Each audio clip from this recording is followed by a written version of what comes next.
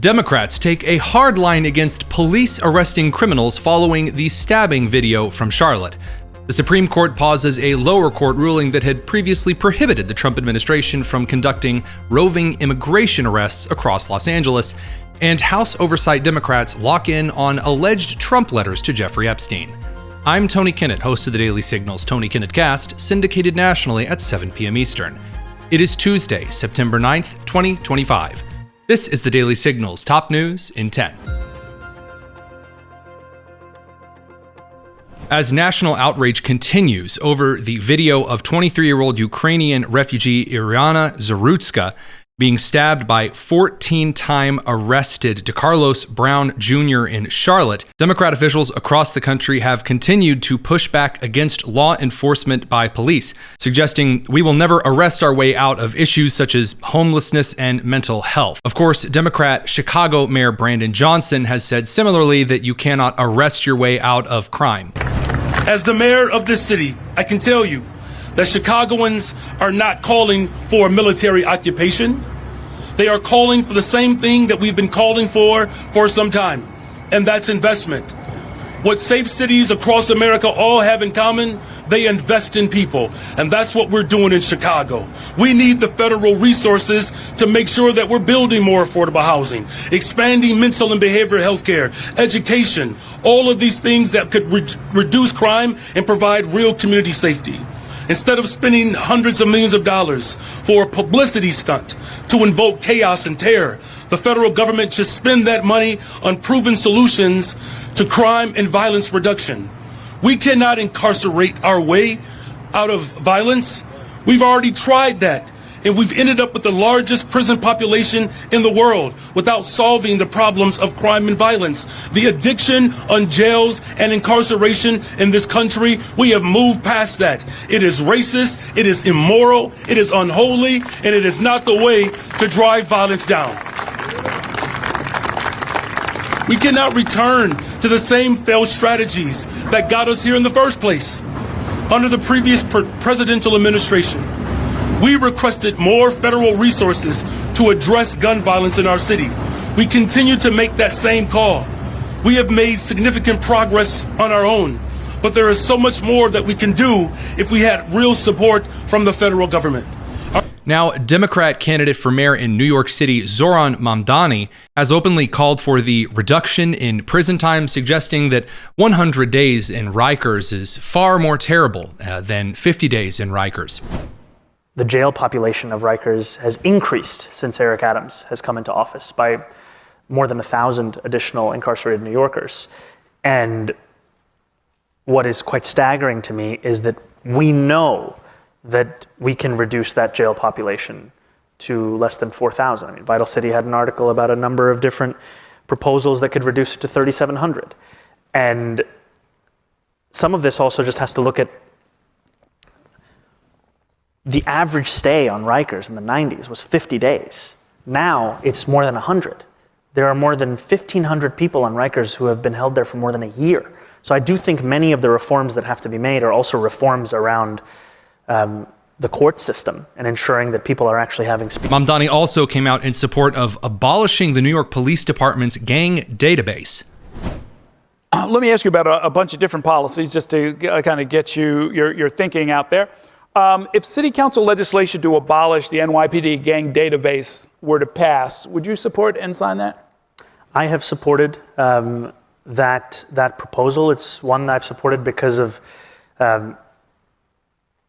the vast dragnet has meant the inclusion of New Yorkers on the basis of whether they go out late, photos they put on social media. There's no question that we have to take gangs extremely seriously. And yet I find that a database that includes New Yorkers on such bases is one that doesn't actually do exactly that. Okay. Representative Jasmine Crockett of Dallas suggested in a recent panel that police officers weren't there to prevent crime, but were there to solve crimes after they occurred. I want to be clear that, law enforcement isn't to prevent crime. Law enforcement solves crime, okay? That is what they're supposed to do. They are supposed to solve crimes, not necessarily prevent them from happening per se. Meanwhile, in a 6-3 decision along ideological lines, the Supreme Court paused a lower court ruling that had previously prohibited the Trump administration from conducting roving immigration arrests across Los Angeles via means of federal agents. While a lower court in Los Angeles made the case that the Trump administration could only target illegal immigrants via racial profiling, thus suggesting that the immigration customs enforcement teams couldn't actually make arrests by checking individuals' documents around Los Angeles and the surrounding areas, the Supreme Court's majority ruled that's patently ridiculous, and if you can't check someone's documents for illegal immigration, how are you supposed to uphold the laws on immigration? Of the 3 liberal justices who dissented, Supreme Court Justice Sonia Sotomayor's dissent was particularly interesting and rather hyperbolic. She wrote in her dissent, "That decision is yet another grave misuse of our emergency docket. We should not have to live in a country where the government can seize anyone who looks Latino, speaks Spanish, and appears to work a low-wage job. Rather than stand idly by while our constitutional freedoms are lost, I dissent." End quote. Not only is it completely and utterly legal for immigration officials to question suspected illegal aliens, any of you, including yours truly, is allowed to be temporarily detained by law enforcement if suspected criminal activity is ongoing. If after the preliminary questions, including something like, do you have your driver's license with you, is answered in the negative, and according to the Supreme Court's decision, if an officer has reasonable suspicion, the key words being reasonable suspicion, that someone is committing a crime, the officer has the right to ensure that a crime is not taking place. This means that simply stopping individuals in Los Angeles suspected of committing a crime is, in fact, the very opposite of indiscriminate. It is by nature a discriminatory decision to infer whether someone is or is not committing a crime by actions that individual is currently undergoing. Now, Los Angeles Mayor Karen Bass says she, quote, dissents from the Supreme Court ruling. Today, the Supreme Court, the very body that used to advance civil rights and defend personal liberties, has now given the green light for law enforcement to profile and detain Angelenos based on their race. I want the entire nation to hear me when I say this isn't just an attack on the people of Los Angeles. This is an attack on every person in this city and in every city in our country. Justice Sotomayor said it best in her dissent. She wrote, "We should not have to live in a country where the government can seize anyone who looks Latino, speaks Spanish, and appears to work in a low-wage job. Rather than stand idly by while our constitutional freedoms are lost, I dissent." And I agree with her, I dissent. We all dissent.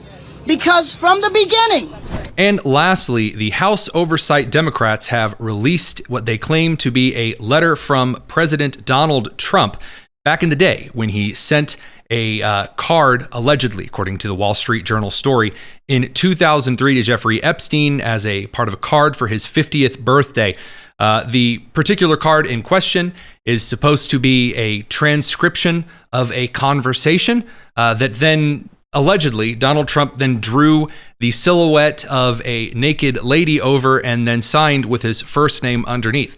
Now, members of the Trump administration have contested this letter, suggesting that the signature, being the president's first name, is nothing like how the president signs his name typically, being his first and last name.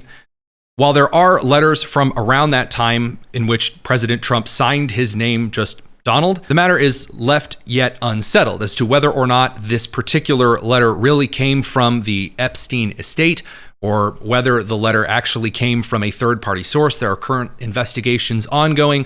When we have information on that, we'll update you.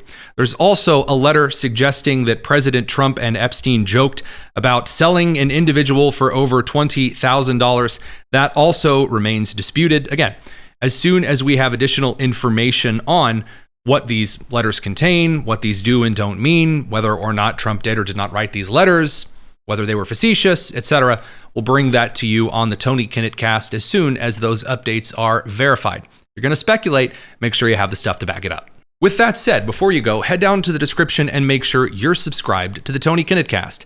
And join us tonight at 7 p.m. Eastern for something very special that we are preparing just for you. I'm Tony Kinnett, and this has been the Daily Signal's top news in 10. Take care.